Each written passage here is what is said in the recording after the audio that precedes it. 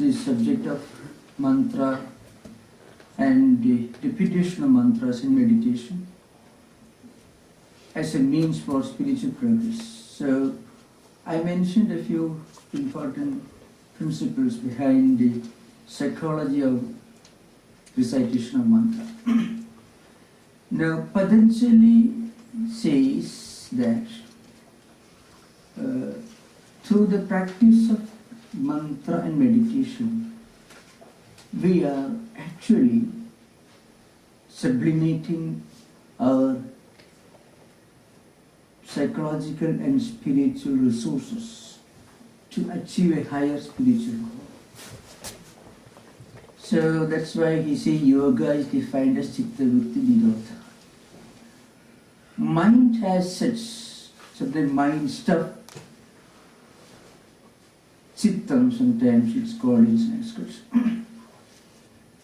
It has got different forms of movements and functions. Normally it is highly distracted. Chinna, vichinna. Vikshipta and vikshipta, both are right. They become highly distracted. Like the flow of water in a river. When it starts raining, the water may flow into canals, may flood the farmlands. But on the other hand, if we construct a dam across, we harness the flow of water. And out of that, we can use this water for irrigation, for hydroelectric projects, and innumerable other useful means of ways of practical utility. Similarly, if mind which is so distracted and divided into so many mutually conflicting vrittis, if these vrittis and distractions can be harnessed, can be channelized, then it becomes a great potent force. Sometimes students ask the question, we don't remember, we can't remember. Sometimes we often tell us, well, we cannot concentrate on a subject, or what we have studied, we are not able to recollect in time.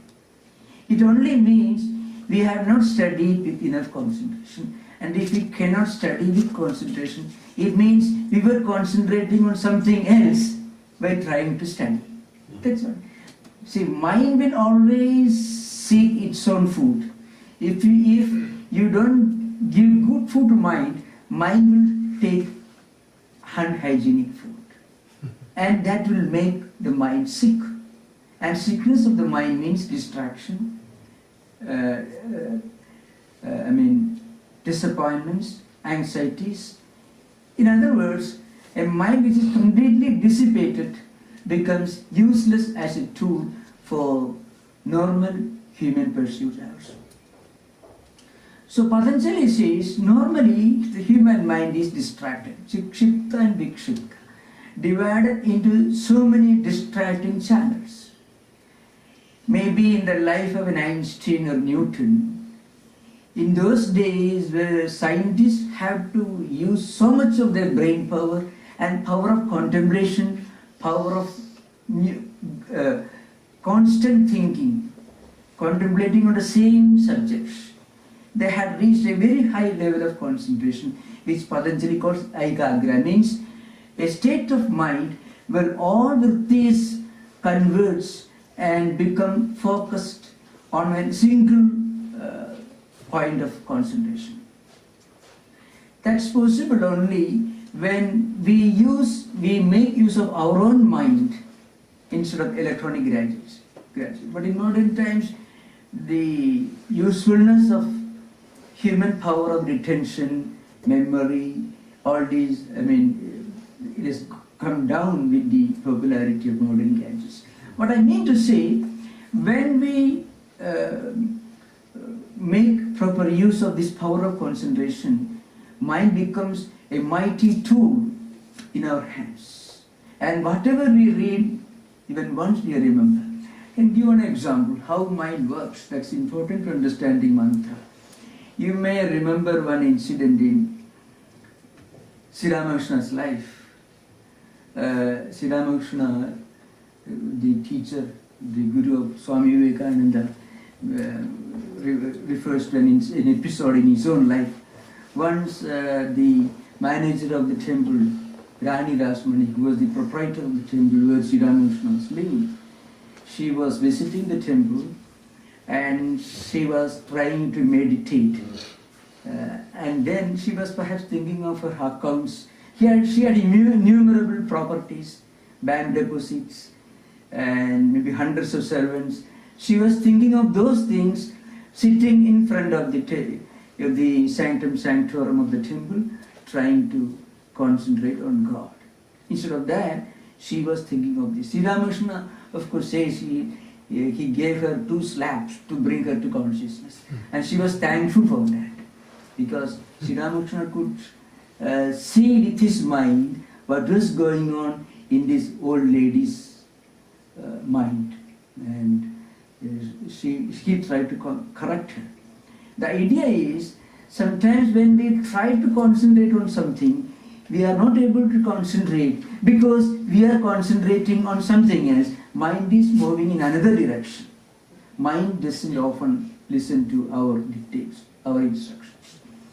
So Patanjali says we need to sublimate our desires. We need to give promotion to our desires.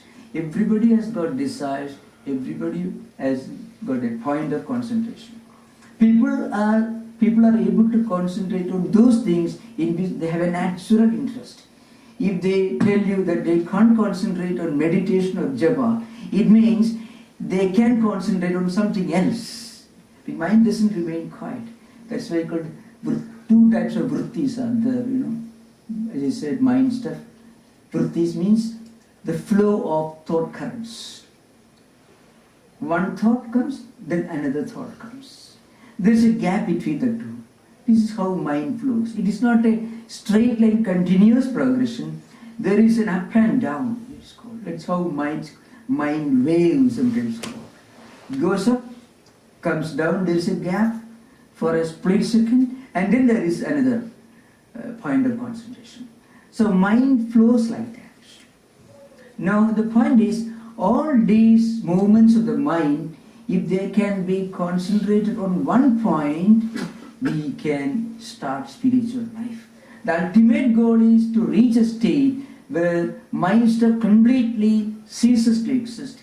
It becomes one with what spiritual contemplation, spiritual meditation. To go beyond all kinds of tendencies, all vrittis is the goal, but as a beginning, the first step is to give a promotion, to sublimate our tendencies, to be able to concentrate all these tendencies on one point. For that, mantra japa is the first and natural step in the life of a spiritual seeker. As I said earlier, for the grossest level of reciting or repeating the mantras loudly, or chanting or reciting hymns and psalms loudly, to the highest level of mantra japa, where you become one with the essence of mantra. All these are different levels of progression in spiritual life. Now, what are the obstacles and problems that we encounter in this process? That's the subject of discussion this afternoon. And while discussing this, we will deal with other related topics also.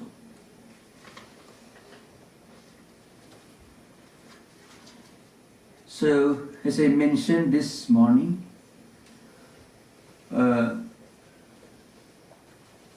repetition of the mantra with mind completely concentrated on the essence of that mantra, the word simple, is the natural and the first practice that every spiritual seeker should undertake. As I said this morning, there are 3 levels. One is verbal repetition, it's called vachika. where maybe you are doing your household job, you are perhaps working in the factory of the university, where you get a lot of free time. At that time, if you can verbally repeat, not loudly of course, not without disturbing other people around, at least for our own spiritual practice, it is called verbal vachika, which is gross. The second step is where you can repeat with lips moving, and the third step, the most advanced step, is manasika, mental repetition. But this should be done with perfect concentration on the meaning of the mantra. Now we are coming to some of the natural obstacles. In fact, they are very general sort of topics, so we will discuss this point.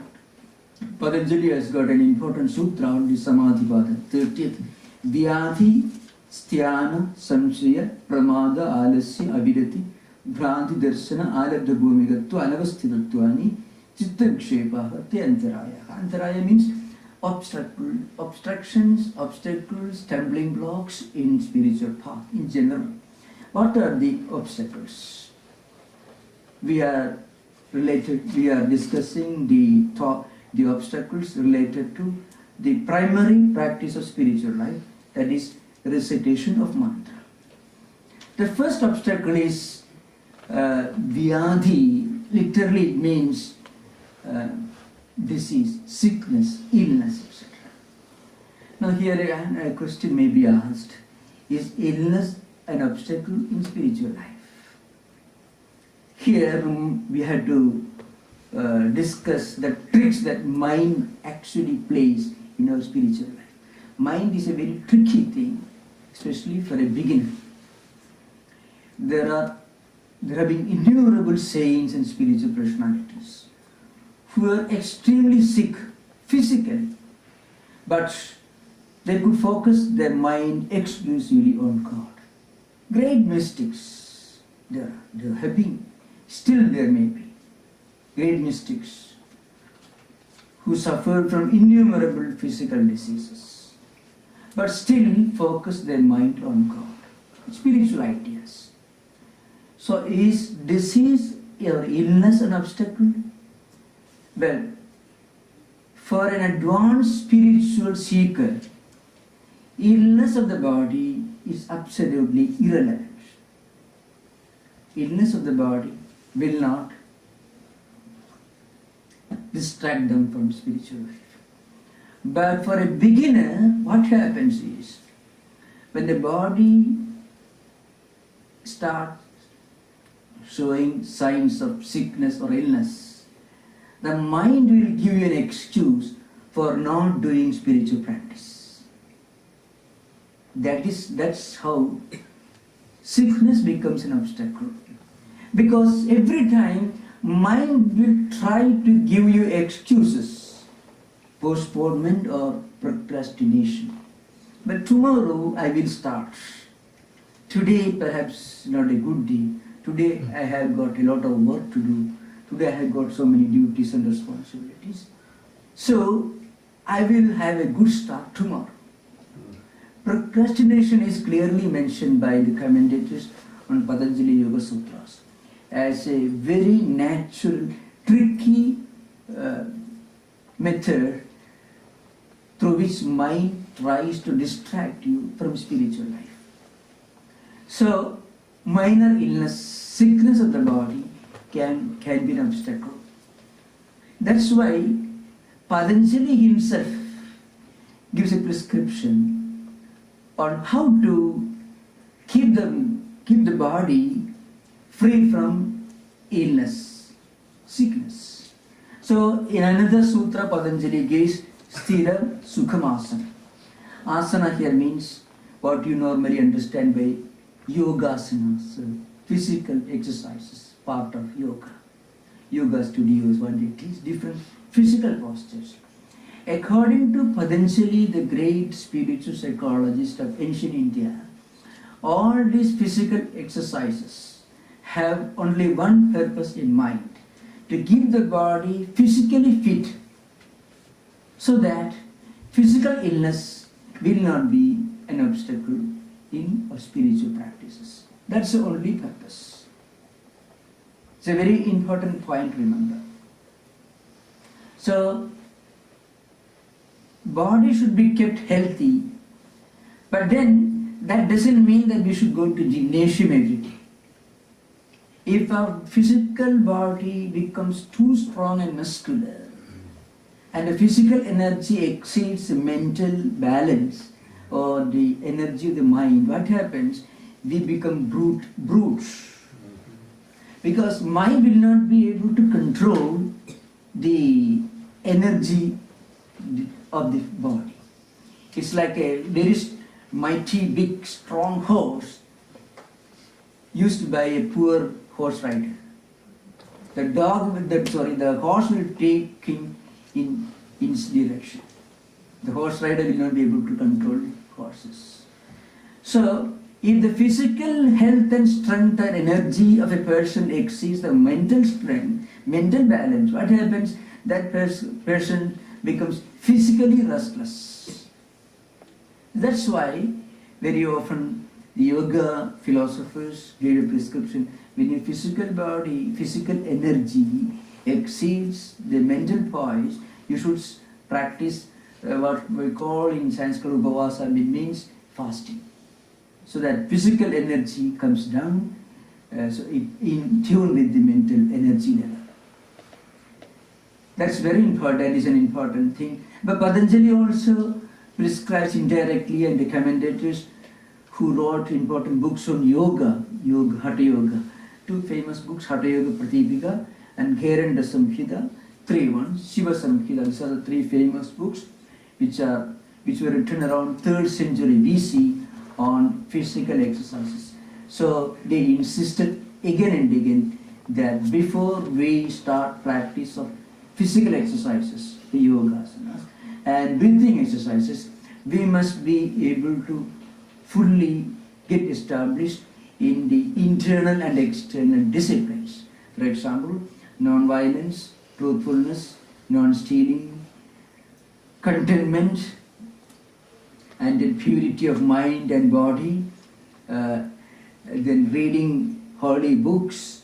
In other words, in all spiritual practices which are necessary to feed the mind with good thoughts, if we don't get fully established in these 10 fundamental disciplines, means ahimsa, satya, asteya, brahmacharya, parigraha, shaucha, santosha, tapaswadhyaya, iswara pranidhana, yama and niyamas. So already they are not directly related, but very important for every spiritual seeker. One should first of all get fully established in the practice of the ideal of non-violence, truthfulness, freedom from greed and desire for things which belong to other people, and not having any desire to receive gifts from others, internal and external purity, contentment, reading holy books, meeting holy persons, and these spiritual disciplines. To give an example, if you practice too much of physical exercises and breathing exercises without getting fully established in the ideal of non-violence, what happens? Violent tendencies will become hyperactive. Whatever natural tendencies we have got in our mind, they become hyperactive when we do physical exercises or breathing exercises, because both create energy and heat. A person who has got greed for money and wealth will become extremely greedy if he practices these things. That's why before starting spiritual practices, one should try to become familiar with these values and moral ideas. That's very important. A beginner may not be fully established, but if he understands these things, he will be able to make rapid progress. To give an example, sometimes people start the practice of japa and meditation, repetition of mantras and meditation. Some of the activities that they may have done in their childhood days or young days will come to the surface. What happens, you know? And these ideas will suddenly catch hold of you. And if such people practice intense meditation, these tendencies, undesirable tendencies, become hyperactive. And there is a wonderful illustration of this, how people without any moral, ethical values, when they practice meditation and when they practice intense japa, meditation and concentration and so on, what happens to such people? There is a famous story. The story is about a demon, a mythological story, but with a great spiritual message for every spiritual seeker. A demon, his name is Bhasmasura. That is an evil man. But he had a tremendous power of concentration. When he did something, he could do it with heart and soul. But he did not have any ethical, moral values. There are many such people in the world who have got tremendous power of command, concentration, focus. Many of the scourges of humanity. Napoleon, I won't call Napoleon, but Hitler was an example. Genghis Khan was an example. Attila the Hun. Many such people we find. Great generals who have massacred millions of people. They had tremendous power of concentration, willpower. When they did something, they gave up everything else and focused completely on that. This demon was something that type. So he practiced meditation, concentration for a long time. It's a mythological story. And then an angel, a god, appeared in front of him. So the god person thought this man would ask for something good. After all, he practiced so much of japa, recitation of these some holy words and so on. And what he asked was this: I need only one boon. When I put my hands on somebody, that person should die. Whenever I put my hand on a person's head, that person should immediately die. That was the only boon he wanted. Now what happened? Shiva was the god. Shiva was a man of words. He had promised, he had first extracted the promise from Shiva that whatever you ask, Shiva will give. So he gave that boon. A little gullible he was. Then this man wanted to test on Shiva's head himself. So he ran after him, and Shiva running helter-skelter everywhere, this evil man chasing him all over the world. And then what happened, there was another god, it's a mythological story, like an angel, Vishnu. Vishnu was equally good, but sufficiently shrewd, who could understand, who could see through the game that this demon was playing. So but this man was chasing Shiva all over the world. Finally Shiva disappeared and he appeared, he entered Vishnu's place. And Vishnu appeared before him. Then the demon said, "Where is Shiva? I want to test his own bone on his own head." So where is he? Then Vishnu laughed. "What a fool you are. Do you think it is ever possible for anyone to give such a boon? It's not possible." So Vishnu shrewdly convinced him that Shiva's boon was not going to work. Otherwise you test it on your own head. And the demon, every wicked, evil man will have an Achilles heel with him, a weak point with him, his own system. So this fellow was slightly foolish, and Vishnu told him, "You try to test this on your own head." And Bhasmasura, the demon, put his own hand on his own head and he died. The point is, this man, the story is illustrated in Bhagavad Purana to show that sometimes evil people practice concentration, but the goal, their ultimate goal will be evil, and that leads to their own destruction.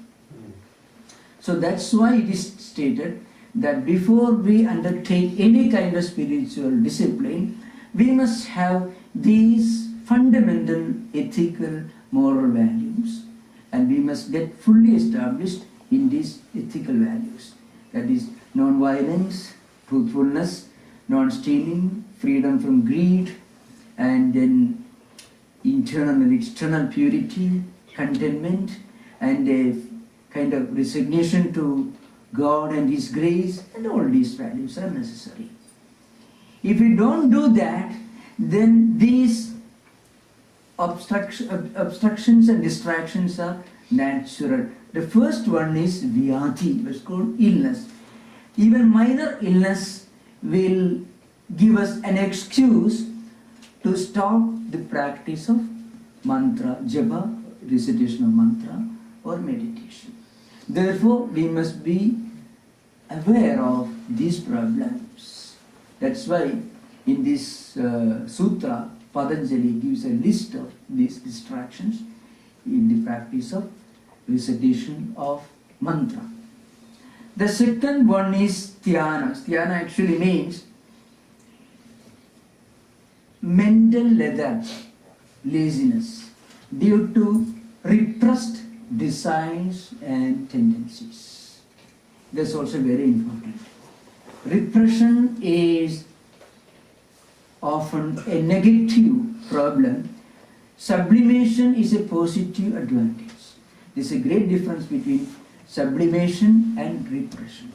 In repression, there's an artificial effort involved. You're keeping the lid over something. You're concealing something. The natural tendencies and impressions, characteristics, which create problem in spiritual life, are not allowed to express themselves. They are concealed. Their power remains intact, but at latent level, like the sleeping cells. At any time they may come out, but for the time being, you are able to keep them under wraps. That's what it means, concealed. Now, what happens in such cases? We may feel a kind of laziness, mental laziness, not physical, mental lethargy. It's called procrastination.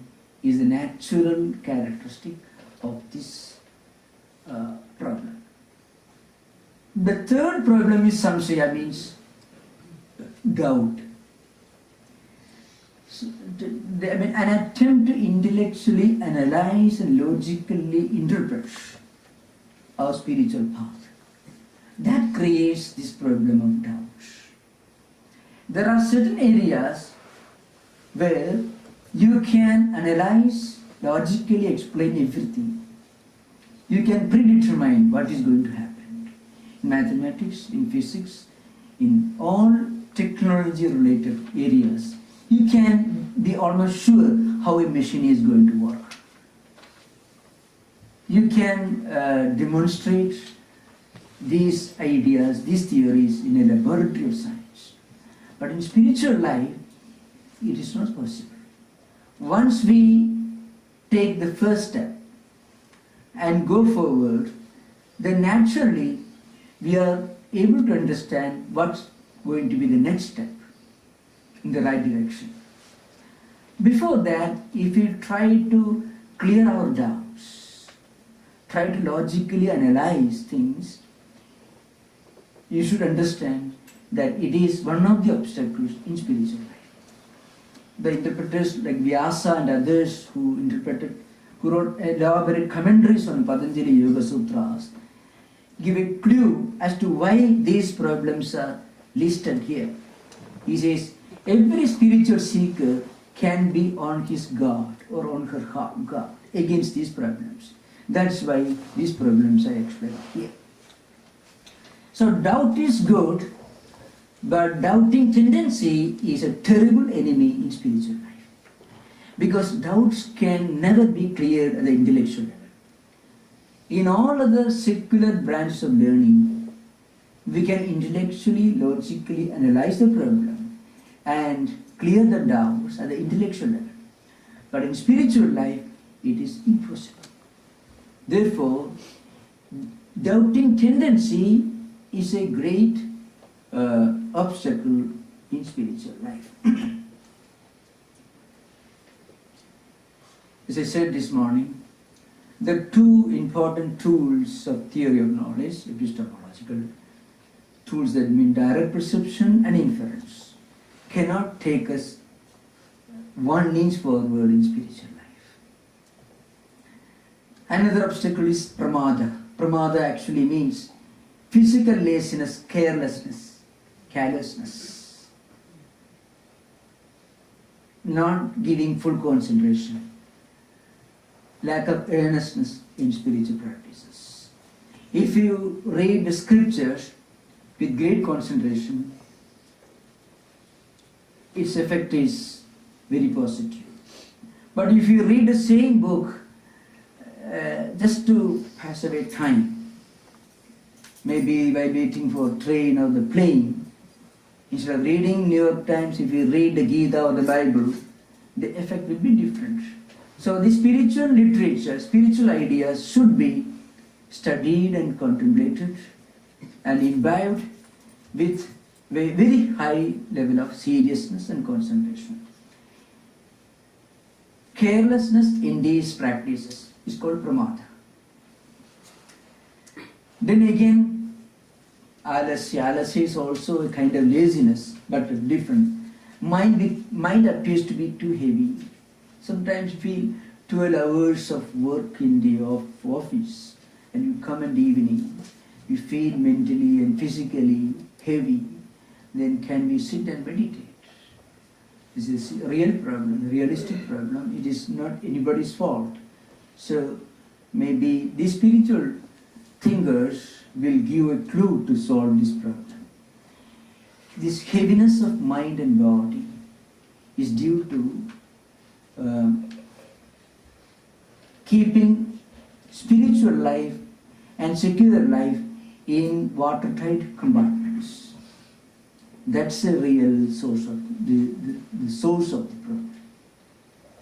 Suppose we take a decision to practice meditation or japa 2 hours in the morning, or 1 hour in the morning, 1 hour in the evening. And at other times, we completely forget spiritual life, the importance of spiritual life. Then it will be a big problem. 12 hours if you spend in an office or a factory, then come home and start meditation for 1 hour.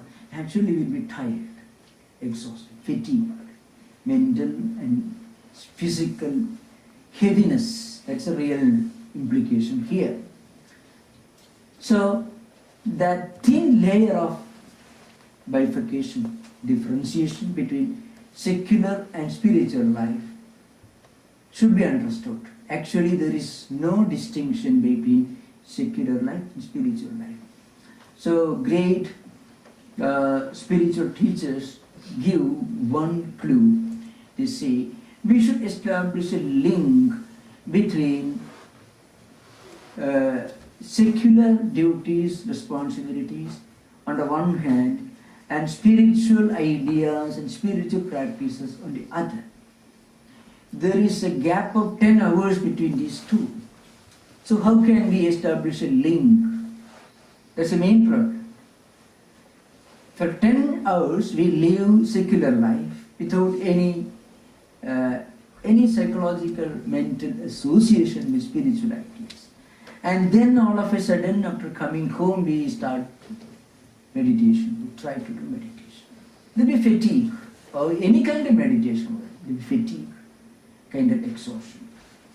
For that, the spiritual psychologists give one solution. Secular life also should be approached from a spiritual angle. If we keep in our mind that every work we do is a kind of spiritual practice. Office work also can be looked upon as a spiritual practice. It's technically called karma yoga. But karma yoga as such is not implied here.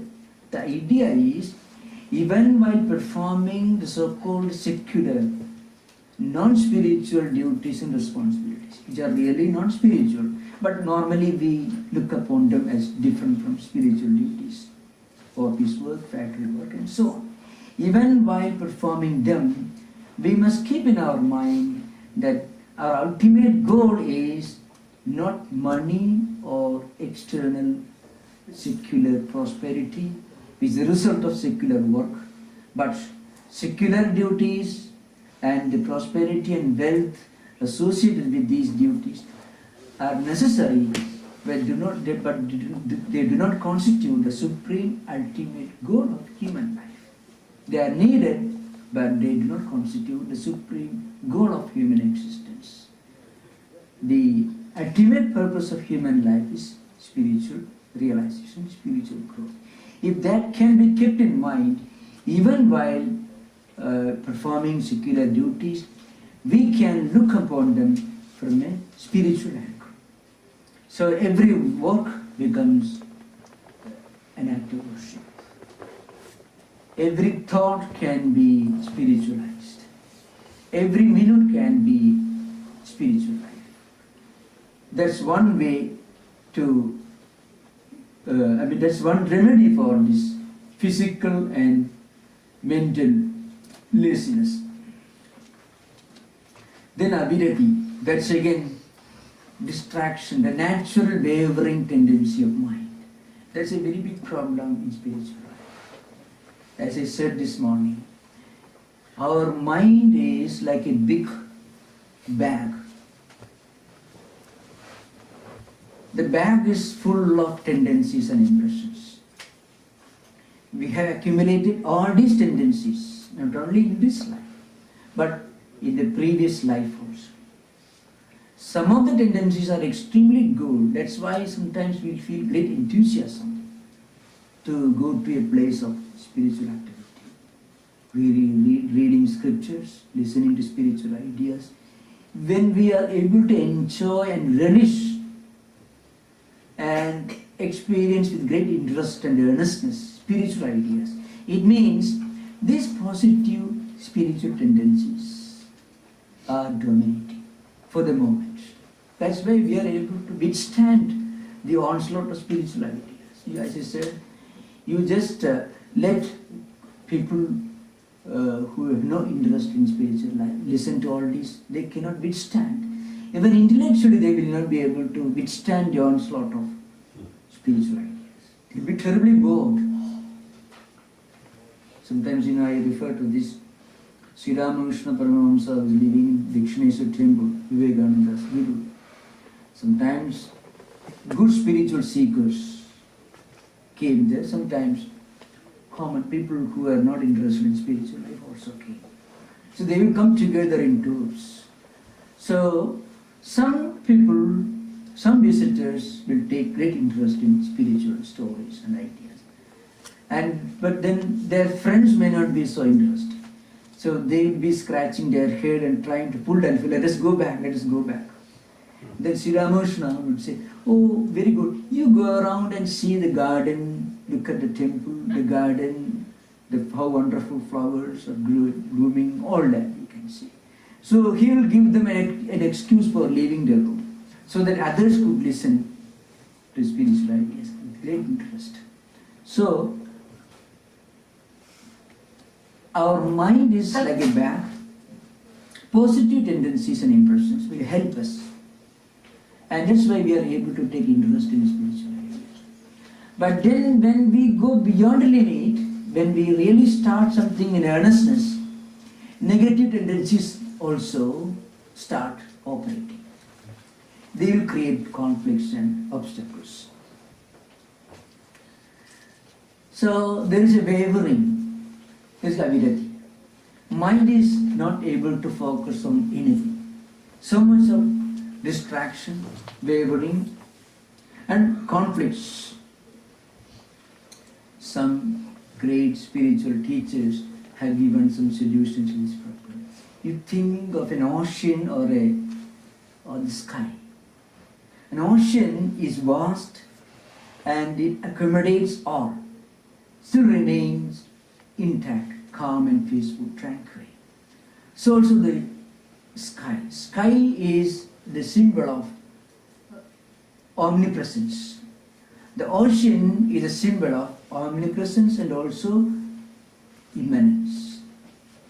All the mighty rivers empty their waters in the ocean, but the ocean remains calm and quiet. So also the sky, which is so all-pervading. So when mind gets disturbed, if we can focus on the all-pervading nature of the sky, or the tranquil, calm and peaceful nature of the ocean, that will help us. These are all some of the tools which are prescribed. That will help us to reduce wavering of the mind. Another problem that is again Bhranti Darshan. Sometimes it is interpreted by modern psychiatrists as hallucinations and delusions. See, the prophet syndrome, or sometimes it is called, these persecution man. People feel, sometimes these audible or visual hallucinations or false visions. That's one. People suddenly coming and we suddenly feeling, we have got something wonderful. Sudden elation. That this kind of, very, very often, many spiritual seekers who are not sincere enough, or who have got some problem, sometimes they feel sudden elation, only to be followed by a kind of depression. In other MDP or manic depressive psychosis, and sometimes they interpret it that way. But in spiritual practices, this is often possible. See, Patanjali, with great insight into spirituality, science, points out these are some of the problems. False thoughts, false ideas called delusion, and false visions called hallucinations. Audible and visual hallucinations. All these are possible. Sometimes you feel an angel came and requested you to do something wonderful for the good of the world, and if you take it on your head, in the misery, lead the misery of the whole humanity, it happens. So these ideas, prophet syndrome, sometimes they call it. This is the negative aspect of it, the destructive aspect of it. The other less destructive aspect is the feeling that, well, we have not yet made enough spiritual progress. It is purely subjective. It doesn't do any harm to others. You don't see an angel coming and asking you to do something very wicked, nothing of the kind. Here what happens is, you get a feeling that you are not making enough progress. So that complaint. Or sometimes you are making too much of progress. Both kind of Bhranti Darsana, means these false visions and ideas, delusions can come to spiritual seekers. That's why Swami Vivekananda in one context made a statement, most probably in Inspired Talks in Thousand Island Park. He said, well, if somebody comes and tells you, I'm inspired, God came to me or somebody came to me and gave me very wonderful instruction. And then if that person is saying and doing things which are not good for others, then don't listen to him. So that's the idea behind. Because when we are fully established in ethical moral disciplines like non-violence, absence of greed, freedom from vices, and then purity, internal purity, mental purity, physical purity, contentment, not having any desire for anything. Absolute purity of mind. If such a person starts spiritual practices, he gets a message that makes him a saint. That people without any of these qualities, if they start spiritual practices, in most cases, they get false ideas. That's why Patanjali insisted again and again that even beginners should try to cultivate slowly by slow degrees these important spiritual qualities like non-violence, truthfulness, not having any hatred for anyone, complete freedom from vices, greed, not having any desire for anything that belongs to other people, internal purity, mental purity, physical purity, all these are important. That's why in the life of all the great teachers, Jesus Christ went to the desert in 40 days. He was tested by Satan, means he was practicing intense yoga.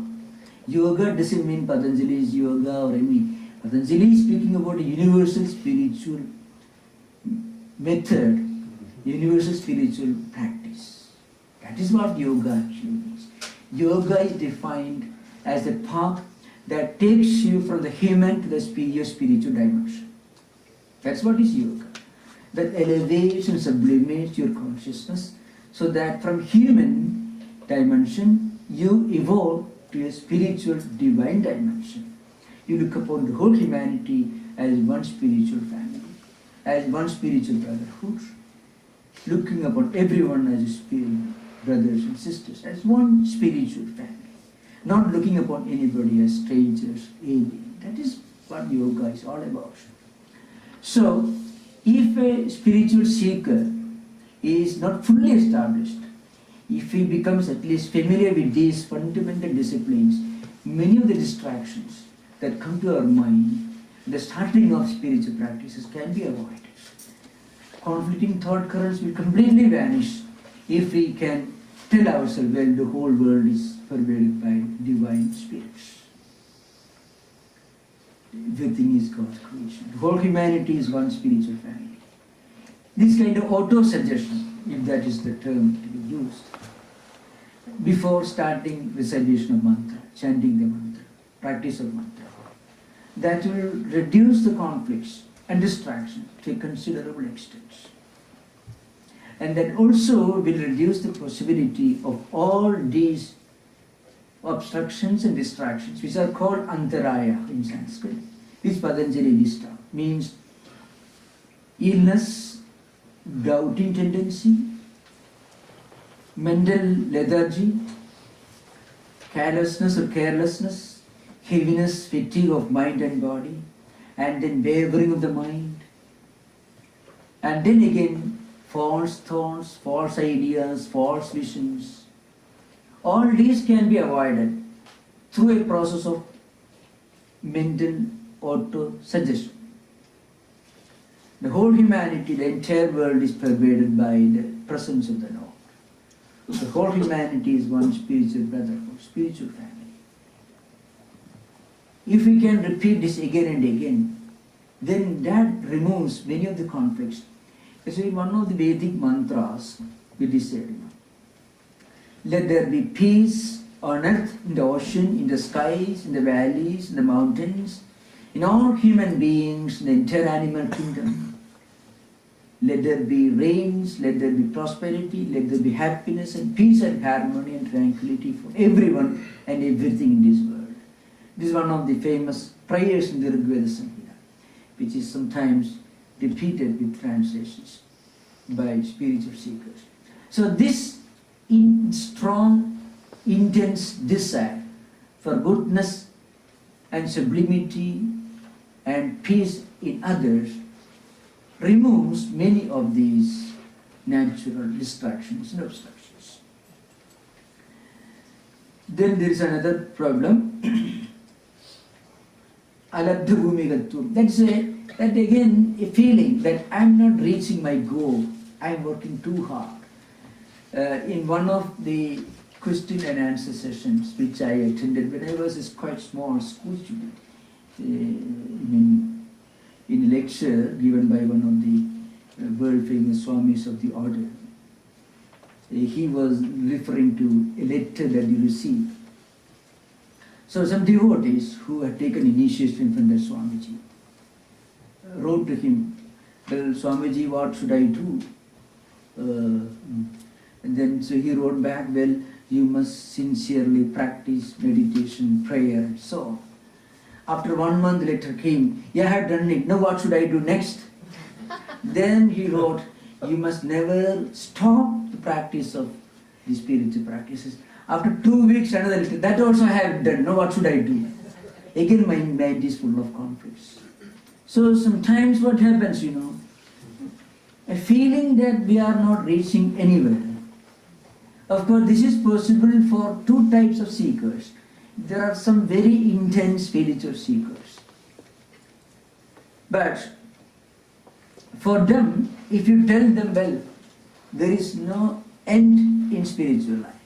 Spiritual life is not to be treated as a compartmentalized, small unit of existence. Spirituality it is practically a lifelong way of life. It is not doctrine to be practiced, not a single discipline, total philosophy of life. That's what spirituality. So, the feeling that we are not reaching anywhere may be due to the fact that we have not started at all. In 99% of the cases for many spiritual seekers, this constant doubting tendency, feeling of dissatisfaction, discontentment, is due to the fact that we have not even started the journey. Because once we sincerely start the journey and make some progress, we will find traffic signs, signals, this way to go, this way to go.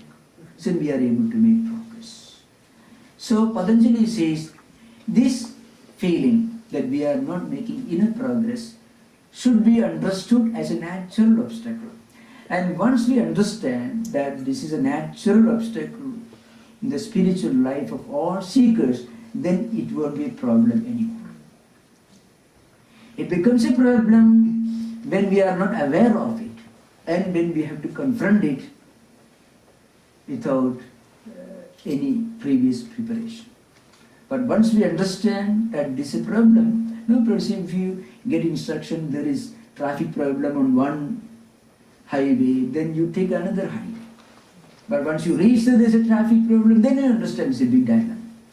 So that's why Patanjali is given a list of these problems. The same idea is anavasthitatva. But again, even after making progress, the feeling that we are not reached. That's another, these two different types of problems. Because we have not started the journey, we feel a kind of discontentment, dissatisfaction. Then we have made some progress, then also we may confront this kind of feeling, means we have not made enough progress. Actually, there is a psychological explanation to this. See, when we make some progress, we forget that we have already made some progress. We forget the point from where we started. And we only look forward to the long distance we have yet to travel.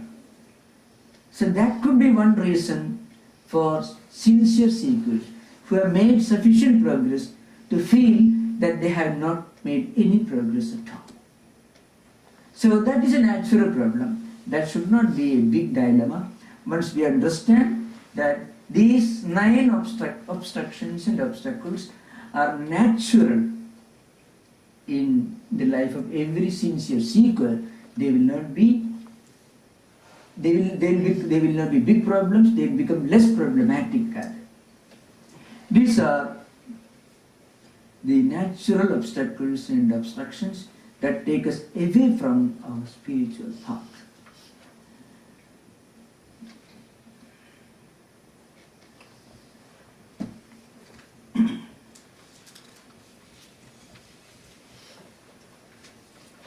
Here,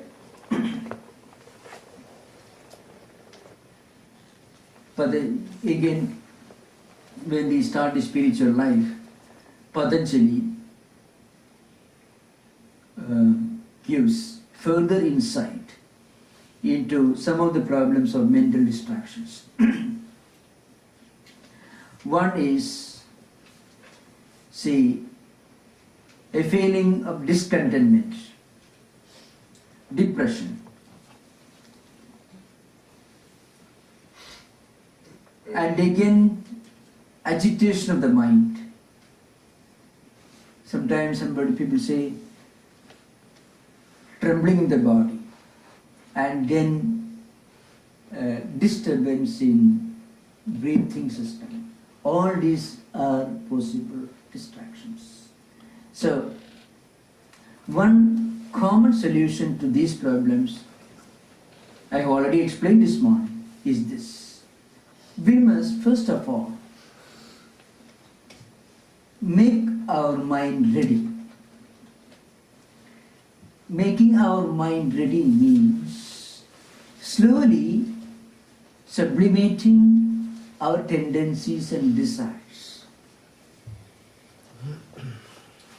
That's one way to take our mind to a higher and higher level. For example, when we sit and start to meditate or to do japa, without making any effort to prepare our mind. So 10 hours we work in the office. So meditation is also one of the items to be done that day. And after that we sit and meditate.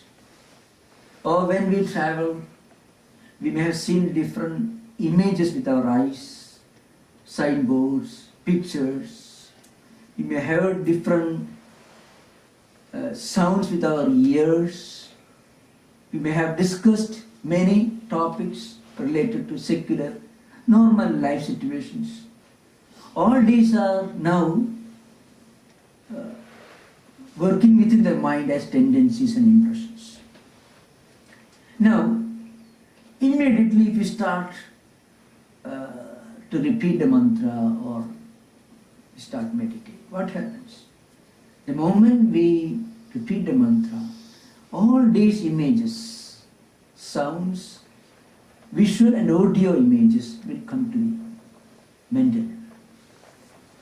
And remember, every memory is a re-experience according to Patanjali system, Vedanta system. So give an example.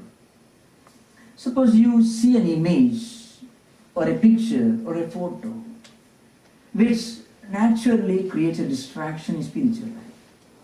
This morning, or a few minutes earlier, or maybe has seen 10 years earlier, but it has created a strong image, registered a strong tendency, a vritti in our mind.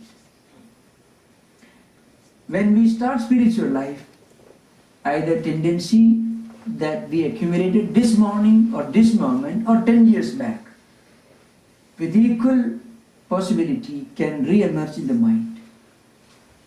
If it is a visual object, we will see that visual object again, just as we saw it the previous year or 10 years earlier or that morning.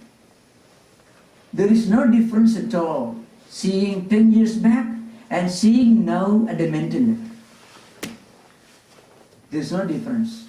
The only difference is when we see an object directly, our mind and eyes go together and focus on the visual object.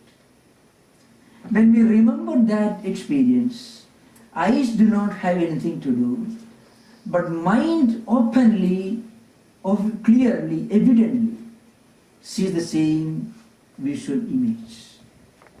The effect on the mind is the same. Often, the accumulated memory creates a greater distraction in spiritual life than the visual image. The same thing, the same is true of audible image also. We hear a sound, a song this morning, evening we try to practice it. We are able to practice it because we are re-experiencing, reliving the same experience of listening to the music that day morning. We are able to hear it again, that's why we are able to repeat it. So every memory, every tendency is a re-experience of whatever we have experienced in previous life situations. And every repeated experience consolidates, reinforces its effect on the mind. The tendencies become stronger and stronger as often as we really bring these memories back to our mind. Therefore, what is required is we have to counteract these negative tendencies and images and memories through positive tendencies, through positive images and positive memories. How to do that? You fill your mind with positive tendencies, positive images. So before starting the mantra spiritual practice, you read the book of a great spiritual personality, read the teachings of great spiritual teachers, discuss spiritual ideas with your friends, fellow spiritual seekers, because they will counteract and neutralize, to some extent at least, the impact of negative tendencies and impressions that you have. So Patanjali makes a statement, Viparita Bhavana, means every negative tendencies and impressions and obstacles can be neutralized through opposite tendencies and impressions.